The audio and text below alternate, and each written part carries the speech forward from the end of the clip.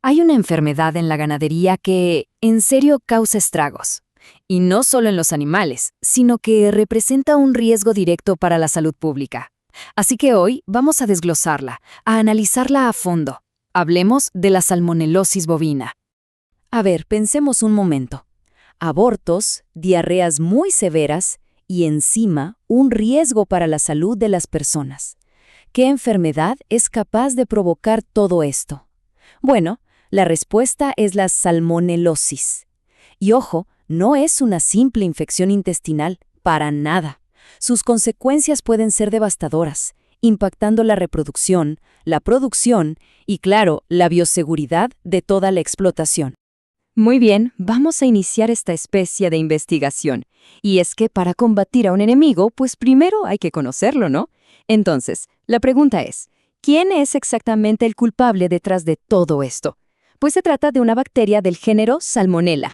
Aquí está su ficha de identificación, Salmonella enterica. Y de toda esta descripción, que suena muy técnica, hay una frase que lo cambia absolutamente todo. Parásito intracelular facultativo. ¿Qué significa esto? Significa que es una auténtica maestra del escondite. No se limita a vivir en el intestino, no. Tiene la increíble habilidad de invadir y sobrevivir dentro de las propias células de defensa del animal, como los macrófagos. O sea, se oculta allí, protegida del sistema inmune y de muchos antibióticos. Una estrategia brillante y peligrosa. Ahora, dentro de la familia Salmonella hay miles de serotipos, pero en los bovinos tenemos a dos sospechosos principales. Por un lado está Salmonella typhimurium, que es la generalista. Puede infectar a casi cualquier animal, incluyendo, claro, a los humanos. Y por el otro lado tenemos a Salmonella dublin, que es la especialista. Está perfectamente adaptada al ganado, lo que la convierte en una experta en causar enfermedad crónica y en persistir silenciosamente en el rebaño. Bien, ¿y cómo se mueve este patógeno? La ruta es bastante directa, fecal-oral. Un animal infectado contamina el agua o el alimento y otros lo ingieren. Sencillo. Pero aquí viene el punto crucial, el verdadero detonante, el estrés. Un animal portador, que puede parecer totalmente sano, se enfrenta a un parto, a un transporte, y de repente empieza a excretar cantidades masivas de la bacteria.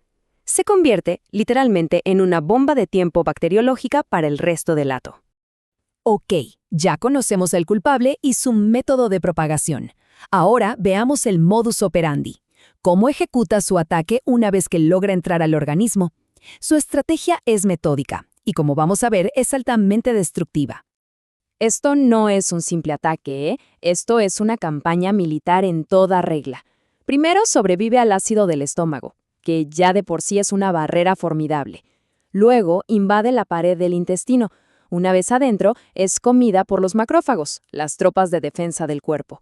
Pero en lugar de ser eliminada, se multiplica en su interior. Y desde ahí, usa a esos mismos macrófagos como si fueran un caballo de Troya para viajar por el torrente sanguíneo y lanzar una invasión total, causando una infección generalizada, o sea, una septicemia. Para causar tanto daño, utiliza un arsenal de 3 armas. Primero, la enterotoxina. Es como abrir todas las llaves de agua a la vez, obligando al intestino a secretar fluidos sin control, y eso causa la diarrea. Luego, la citotoxina. Esta es más directa, es un agente que destruye las células intestinales. Pero el arma más peligrosa, sin duda, es la endotoxina. Es parte de la estructura de la bacteria, y cuando se libera, desata una verdadera tormenta inflamatoria en todo el cuerpo, que puede llevar al animal al shock y, finalmente, a la muerte. Ahora que entendemos sus armas, podemos empezar a reconocer las pruebas en la escena del crimen. ¿Cuáles son esas señales de alarma que vemos en el campo, que nos gritan que Salmonella podría estar presente? Y aquí el cuadro clínico varía drásticamente con la edad. En los adultos, el signo clásico es una diarrea muy severa, fétida, a veces con sangre, junto con fiebre alta y una caída brutal de la producción. Los abortos también son una señal frecuente. Pero en los terneros, la historia es distinta y a menudo más trágica. No es solo diarrea, es una septicemia aguda. El ternero sufre una fiebre altísima, una letargia profunda y la bacteria se disemina por todo su cuerpo, atacando articulaciones, pulmones o incluso el cerebro. Los signos clínicos, claro, levantan la sospecha, pero para confirmar la identidad del culpable al 100%, necesitamos pruebas de laboratorio. Veamos cómo se hace. En el análisis de sangre hay un hallazgo que es casi una firma de la enfermedad, una leucopenia severa. O sea, el recuento de glóbulos blancos, las defensas se desploma. ¿Y por qué? Porque el sistema inmune está enviando todas sus tropas al frente de batalla en el intestino y al mismo tiempo la endotoxina las está aniquilando. Es la evidencia de una batalla campal ocurriendo dentro del animal. Y el perfil bioquímico completa esta historia de terror sistémico. Nos muestra el panorama completo del daño: deshidratación severa, una pérdida catastrófica de proteínas por el intestino dañado y un desequilibrio total de electrolitos. En pocas palabras, el cuerpo entero está colapsando por dentro.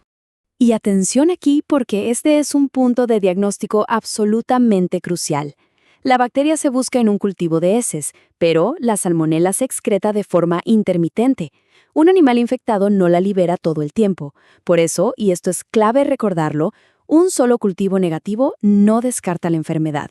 Se necesitan varias muestras para tener una mayor seguridad. De acuerdo. Culpable identificado. Daño evaluado. Ahora la parte más importante. El plan de acción. ¿Cómo luchamos contra esta bacteria? ¿Cómo prevenimos futuros ataques? Y algo crucial, ¿cómo protegemos la salud pública? La estrategia de tratamiento tiene un orden de prioridades muy claro. Primero, y más importante que cualquier otra cosa, fluidoterapia agresiva. Hay que rehidratar y corregir los desequilibrios para sacar al animal del shock. Es la base de todo. Segundo, antiinflamatorios para combatir ese shock causado por la endotoxina. Y solo en tercer lugar, y con mucha precaución, los antimicrobianos, pero únicamente si hay septicemia. Y aquí surge una pregunta clave. ¿Por qué tanta precaución con los antibióticos? Porque, y esto puede sonar contraintuitivo, su uso indiscriminado puede ser contraproducente. Al usarlos en una diarrea simple, pueden barrer con la flora intestinal buena, la que compite con la salmonela. Sin esa competencia, la salmonela se adueña del terreno y el animal, aunque mejore, se convierte en un portador crónico que excreta la bacteria por mucho más tiempo, poniendo en riesgo a todo el rebaño. Para prevenir, la vacunación es una herramienta fundamental. Existen dos estrategias principales. Por un lado, las bacterinas o vacunas inactivadas, que sí ayudan, pero ofrecen una protección más limitada. Pero por otro, están las vacunas vivas modificadas, que son mucho más eficaces. ¿Por qué? Pues porque inducen una inmunidad celular, justo el tipo de defensa que se necesita para encontrar y destruir a una bacteria que, como ya vimos, se esconde dentro de las células. Pero el control va mucho más allá de las vacunas. Implica un manejo riguroso, aislamiento estricto de cualquier animal con diarrea, desinfección enérgica de las instalaciones, manejo súper cuidadoso de fetos abortados y placentas. Y nunca olvidar el riesgo zoonótico. La bacteria puede llegar a las personas por leche cruda o carne contaminada. Justamente por eso es una enfermedad de reporte obligatorio. Así queda clarísimo que la salmonelosis bovina es mucho más que una enfermedad del ganado. Es un complejo desafío de manejo, de bioseguridad y, por supuesto, de salud pública. Esto nos deja con una pregunta final para reflexionar. Sabiendo cómo opera este patógeno silencioso y el riesgo que representa, ¿estamos realmente haciendo lo suficiente para controlarlo en toda la cadena alimentaria? Gracias por habernos acompañado en este análisis.